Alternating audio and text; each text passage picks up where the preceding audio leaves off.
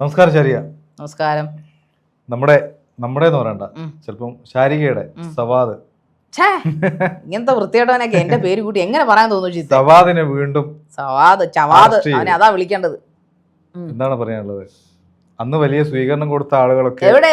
Miss Ajith, എനിക്ക് camera മുഖത്തോട് ഒരാളോട് ചോദിക്കുന്നത്, എവിടെ അജിത്ത്? താങ്കൾ എവിടെയാണ് ഒളിച്ചിരിക്കുന്നത്? അജിത്ത് വട്ടിയൂർക്കാവ്, പുരുഷ സമൂഹത്തിന്റെ വക്താവ്, പുരുഷ സമൂഹം. പിന്നെ മറ്റവനും കൂടെ ഉണ്ടല്ലോ, ആരാണ്? രാഹുൽ ഈശ്വർ. അദ്ദേഹം എന്താണ് ഒന്നും പറയാത്തത്? അദ്ദേഹം എന്താ കൊടിയൊക്കെ നാട്ടി പാലൊക്കെ ഒഴിച്ച് അഭിഷേകമൊക്കെ നടത്തിയായിരുന്നല്ലോ തിരുവനന്തപുരത്ത് പോയി. എവിടെ? ആർക്കും ഒന്നും പറയാനില്ലേ?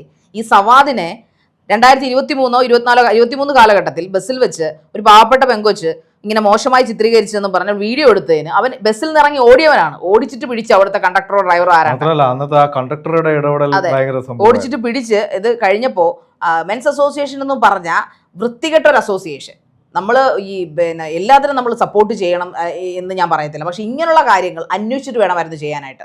ഈ എത്ര നാളായിട്ട് ഈ മെൻസ് അസോസിയേഷനിൽ അജിത് വട്ടിയൂർക്കാവ് എന്ന് പറഞ്ഞ വ്യക്തിക്ക് ഈ സവാദിനെ അറിയാം. അവൻ നിരപരാധിയാണെന്നും പറഞ്ഞ് ജയിലിൽ നിന്ന് ഇറങ്ങിയപ്പോൾ പൂമാലയിട്ട് സ്വീകരിച്ച വൃത്തികെട്ട അസോസിയേഷൻ.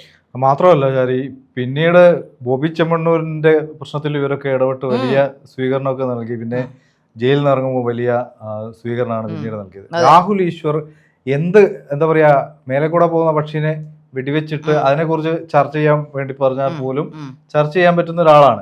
വായിൽ തോന്നിയത് വിളിച്ച് പരത്തി അടിക്കുക. അല്ലാതെ ഇപ്പൊ ഇതൊരു ക്വസ്റ്റ്യൻ രാഹുൽ ഈശ്വരോട് ചോദിക്കണമെങ്കിൽ അതിന് പ്രോപ്പർ മറുപടി രാഹുലിന്റെ ഇല്ല.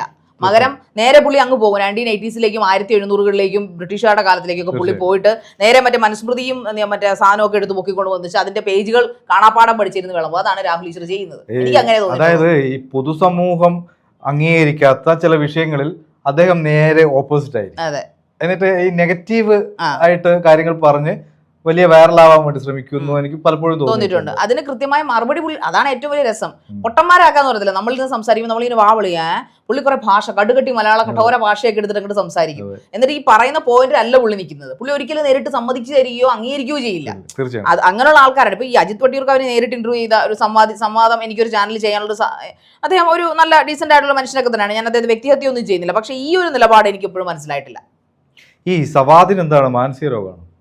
അവൻ വിചാരിച്ചെന്ന് അറിയാം. അന്ന് അവനെ ആൾക്കാർ പുകഴ്ത്തി കുറെ, ഒരു കൂട്ടം ആൾക്കാർ, എല്ലാവരും ജനറലൈസ് ചെയ്യത്തില്ല. കേരള ജനതയിൽ 70% എതിരെ ഇന്നും വിശ്വസിക്കുന്നില്ല. അന്ന് ആ പെൺകുട്ടി ഒരുപാട് സൈബർ ബുള്ളിങ് അനുഭവിച്ചു. അവളുടെ വസ്ത്രത്തിന്റെ ആണ്, മറ്റതാണ്, മറിച്ചാണ്.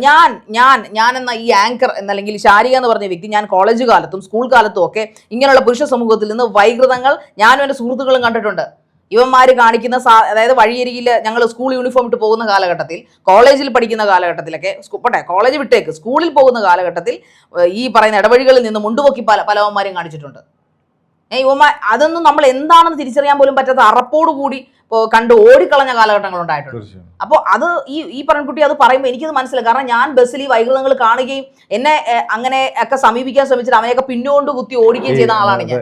ശാരി ഇപ്പോൾ ഈ കഥ പറഞ്ഞപ്പോഴാണ് എനിക്കൊരു കാര്യം ഓർമ്മ. ഞാൻ കോഴിക്കോട് ജോലി ചെയ്യുന്ന സമയത്ത്, മാധ്യമപ്രവർത്തനം ചെയ്യുന്ന സമയത്ത്, 2 പെൺകുട്ടികൾ ഒരു ദിവസം ഓഫീസിലേക്ക് ഓടിക്കയറി വരികയാണ്. തൊട്ടടുത്ത്, ഞാൻ സ്കൂളിന്റെ പേരൊന്നും പറയുന്നില്ല, കോഴിക്കോട് നഗരത്തിന് തൊട്ടടുത്തുള്ള ഒരു ഗേൾസ് സ്കൂളിലെ കുട്ടികളാണ്. അപ്പോൾ ഇവരെ ചാനലിന്റെ ഓഫീസ് ആയതുകൊണ്ടാണ് ധൈര്യത്തോടെ കയറി വന്നത്. അപ്പോൾ വന്ന്, ചേട്ടാ ആ വഴിയിൽ ഒരാള് ഇങ്ങനെ, ഇപ്പൊ ശാരി പറഞ്ഞ പോലെ സംഭവം പൊക്കി കാണിച്ചു തന്നു. ചെറിയ കുട്ടികൾ, 8ാം ക്ലാസ്സിൽ 9ൽ ആ പ്രായത്തിലുള്ള കുട്ടികൾ. അപ്പോൾ ഞങ്ങൾ എല്ലാവരും ഇറങ്ങി, ക്യാമറമാനും ഡ്രൈവറും എല്ലാവരും ഇറങ്ങി നോക്കി. അപ്പോൾ പൊടിപോലും അവിടെ ഇല്ല. അപ്പോൾ ഇപ്പോഴും ഈ കഥ പറഞ്ഞപ്പോഴാണ് എനിക്ക് ആ സംഭവം വന്നത്. ഇതൊക്കെ യാഥാർത്ഥ്യമാണ്. ചിലർക്കൊരു മനോവൈകൃതമാണ് അല്ലേ? ചെറിയ പെൺകുട്ടികളോടും ചെറിയ പിഞ്ചു പെൺകുട്ടികളോട് തോന്നുന്ന ആളുകൾ നമ്മുടെ നാട്ടിലുണ്ടല്ലോ, ഇഷ്ടംപോലെ സുലഭമാണല്ലോ. പക്ഷെ നമ്മുടെ ഇത് എന്ന് പറയുന്നത് ഈ സവാദിനെ പോലെയുള്ള ആളുകളെ ഈ മെൻസ് അസോസിയേഷൻ, അതായത് പുരുഷന്മാരുടെ പേരിൽ ഒരു സംഘടന ഉണ്ടാക്കി, അത് എല്ലാ പുരുഷന്മാർക്കും നാണക്കേട് ഉണ്ടാക്കുന്ന രീതിയിൽ ഈ സവാദിന് ഇനിയെങ്കിലും സ്വീകരണം കൊടുക്കാതിരിക്കുക, ഇങ്ങനെയുള്ളവന്മാർക്കൊക്കെ സ്വീകരണം കൊടുക്കാതിരിക്കുക എന്നാണ് പറയാനുള്ളത്. കാരണം അവരെ കുറിച്ച് അന്വേഷിക്കും. സവാദിനെ കുറിച്ച് പറഞ്ഞപ്പോൾ സവാദ് തെറ്റ് ചെയ്യാത്തവൻ ഒരിക്കലും ഇറങ്ങി ഓടില്ല എന്നുള്ളതാണ് ഒരു സൈക്കോളജിക്കൽ തിങ്ക് എന്ന് പറയുന്നത്. അതിന് ഏറ്റവും നല്ല ഉദാഹരണം എന്ന് പറയുന്നത് നമ്മുടെ സിനിമാ നടൻ നിവിൻ പോളിയാണ്. അദ്ദേഹത്തെ കുറിച്ച് ഒരു സ്ത്രീ അലിഗേഷൻ പറഞ്ഞപ്പോൾ നെഞ്ചു വിരിച്ചുകൊണ്ട്, ഇന്നും എനിക്ക് ആ മനുഷ്യനോടുള്ള ബഹുമാനം അതാണ്.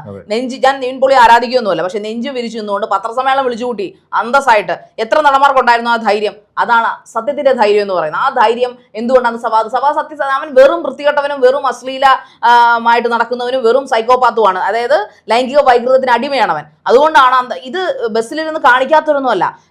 പ്രൈവറ്റ് ബസ്സിൽ ഇത് കുറവാണ് കേട്ടോ, കാരണം അവിടുത്തെ അതിനകത്തുള്ള കണ്ടക്ടർമാരെയും ഡ്രൈവർമാരെയും പേടിയുണ്ട് അവർക്ക്. പക്ഷേ KSRTC ബസ്സിലാണ് ഇത് കൂടുതൽ സുലഭമായിട്ട് നടക്കുന്നത്. ട്രെയിനിലും ഇല്ല, കാരണം ട്രെയിനിൽ CRPF ഉം TTR ഒക്കെ സ്ഥിരമായിട്ട് കയറി നടക്കുന്നുണ്ട്. പൊതുവിൽ ദീർഘദൂര ബസ്സുകളിൽ ആളുകൾ കുറവാണ്, സീറ്റുകൾ കാലിയായിരിക്കും. ഒരിക്കൽ ഞാനൊരു കഥ ഇത് പറയുവാണെന്നുണ്ടെങ്കിൽ, ഈ പെൺകുട്ടി 2023 ഈ പെൺകുട്ടി എന്ന് ഇത് പരാതി വന്നപ്പോൾ എനിക്കതിൽ അത്ഭുതം തോന്നിയില്ല. കാരണം ഞാൻ നേരിട്ട് കണ്ടിട്ടുള്ള ആളാണ്. ഞാനും എൻ്റെ സുഹൃത്തും കൂടെ കോളേജിൽ പഠിച്ചിരുന്ന കാലത്ത്, കോളേജ് കഴിഞ്ഞ സമയത്ത് നമ്മുടെ പാലാ മരങ്ങാട്ട് പള്ളിയിൽ ഒരു ജോലിയുടെ ഇന്റർവ്യൂവിനായിട്ട് പോവുകയാണ് ഞങ്ങൾ, ലേബർ ഇന്ത്യയിൽ. നമ്മുടെ സന്തോഷ് ജോർജ് സാറിന്റെ ആദ്യമായിട്ട് മരങ്ങാട്ടുപള്ളിയിലേക്ക് ട്രാവൽ ചെയ്യുക. അന്ന് ഞങ്ങൾ KSRTC ബസ് പാല ഇറങ്ങിയിട്ട് മരങ്ങാട്ടുപള്ളികൾ KSRTC ബസ്സിൽ കയറി ഇരിക്കുകയാണ്. അന്ന് വലിയ അറിവൊന്നുമില്ല.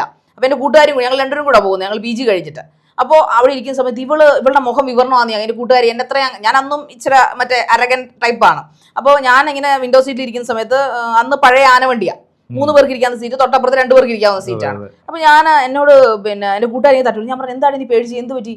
ശാരി നീ അങ്ങോട്ടൊന്ന് നോക്കിക്കേന്ന് പറഞ്ഞു. അപ്പോൾ ഞാൻ ഇങ്ങനെ നോക്കുവാണ്. ഇങ്ങനെ നോക്കുമ്പോൾ ഒരു കിളവൻ അവിടെ ഈ പറയപ്പെടുന്ന വൈറ്റ് ആൻഡ് വൈറ്റ് പഴയ ഒരു അച്ചായനാണ്. നല്ല സ്വർണ്ണ വാച്ചൊക്കെ കെട്ടി, കയ്യിൽ നല്ല 2 സ്വർണ്ണ മോതിരമൊക്കെ ഇട്ടിട്ട് സാധനം പുറത്തിട്ടിരിക്കുക. എന്ന് വെച്ചാൽ ഇത് കാണിക്കുവാണ്. അവൾ വല്ലാതെ ഷോക്കായി. എനിക്കൊന്നും അത് അവളുടെ മാരേജ് ലൈഫ് വരെ എത്തിയിട്ടുണ്ടെന്ന് എനിക്ക് സംശയമുണ്ട്. കാരണം അവൾ പിന്നീട് ഇങ്ങനെയുള്ള കാര്യങ്ങളും സംസാരിക്കാൻ പോലും ആഗ്രഹിച്ചിരുന്നില്ല. അപ്പൊ എല്ലാ പെൺകുട്ടികൾക്കും ഒരേ മൈൻഡ് സെറ്റ് അല്ല. തീർച്ചയായും. അതോടൊപ്പം തന്നെ ഈ നേരത്തെ നിവിൻ പോളിയുടെ കാര്യം പറഞ്ഞതുകൊണ്ടാണ്, നിവിൻ പോളിക്കെതിരെ പരാതി കൊടുത്ത യുവതി അവരെ ആരും കണ്ടിട്ടില്ല. ശരിക്കും സത്യസന്ധമായി പറഞ്ഞാൽ അങ്ങനെയുള്ള കേസുകളിലാണ് മെൻസ് അസോസിയേഷൻ ഒക്കെ ഇടപെടേണ്ടത്. കാരണം ഈ ആണുങ്ങൾക്കും മാനമുണ്ട്.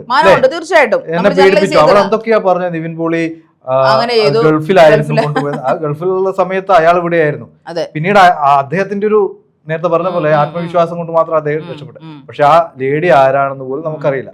ഇത്തരം കേസുകളിലാണ് ഈ രാഹുൽ ഈശ്വറിനെ പോലുള്ള ആളുകൾ ഇടപെടുന്നെങ്കിൽ നമുക്ക് അംഗീകരിക്കാൻ കഴിയും. അല്ലാതെ ഈ ബസ്സിൽ വെച്ച് തുണി ഉരിഞ്ഞ് കാണിക്കുന്ന ആളുകൾക്ക് പൂമാല. അതെ, അത് സത്യത്തിൽ നമുക്ക് ഈ ബസ്സിൽ വെച്ച് വൈകൃതങ്ങൾ കാണിക്കുന്ന ഒരു കാലങ്ങളായിട്ടുണ്ട്. പക്ഷെ അവരെ പൂമാലയിട്ട് സ്വീകരിക്കുന്നത് ചരിത്രത്തിൽ ആദ്യമായിട്ട് കേരളത്തിൽ മാത്രമായിരിക്കും. അത് ഇങ്ങനെയുള്ള മെൻസ് അസോസിയേഷൻ എന്ന് പറയുന്നത്. സത്യത്തിൽ ഇങ്ങനെയുള്ള പ്രഹസനങ്ങൾ നിങ്ങൾ പണ്ടേ പൂട്ടിക്കെട്ടി പോകുന്നതായിരിക്കും നല്ലത്. ഇനി ദയവ് ഇത് ഇങ്ങനെയുള്ള പ്രഹസനങ്ങളുമായിട്ട് സമൂഹത്തിന്റെ നടുക്കിലേക്ക് ഇറങ്ങരുത്. അത്ര മാത്രമാണ് എനിക്ക് ഈ മെൻസ് അസോസിയേഷനെ കുറിച്ച് ഇനി പറയാനുള്ളത്. അജിത് വട്ടിയൂർക്കാവ് എവിടെ പോയാണ് വിളിച്ചിരിക്കുന്നത്, ഒന്നും പറയാനില്ല ഇക്കാര്യത്തിൽ. രാഹുൽ ഈശ്വറിനൊന്നും പറയാനില്ല ഇക്കാര്യത്തിൽ. ഇവരൊക്കെ ആയിരുന്നല്ലോ ഇതിന്റെയൊക്കെ സപ്പോർട്ടേഴ്സ് എന്ന് പറയുന്നത്. ആ പെൺകുട്ടി എന്തോരം ഹരാസ് ചെയ്തു. അവളുടെ വസ്ത്രത്തെക്കുറിച്ചും അവളുടെ നിലപാടിനെ കുറിച്ചും അവൾ ഇങ്ങനത്തെ ആളാണെന്ന് പറഞ്ഞു പരത്താൻ എന്ത് താല്പര്യമായിരുന്നു. പക്ഷേ ഷിജിത്, എനിക്ക് പറയാനുള്ളത്, എത്ര കാലം മൂടി വെച്ചാലും, എത്ര ഡിജിറ്റൽ യുഗത്തിൽ നമ്മൾ ജീവിച്ചാലും, സത്യം എന്നത് എക്കാലവും, കർമ്മ എന്ന് പറയുന്ന എക്കാലവും വിൽ ബി ബൗൺസ് ബാക്ക് എന്ന് പറയുന്ന ഇക്കാര്യത്തിൽ വളരെ കറക്റ്റാണ്. സവാദ് എന്തായാലും അനുഭവിക്കും, നല്ല രീതിയിൽ തന്നെ അനുഭവിക്കും.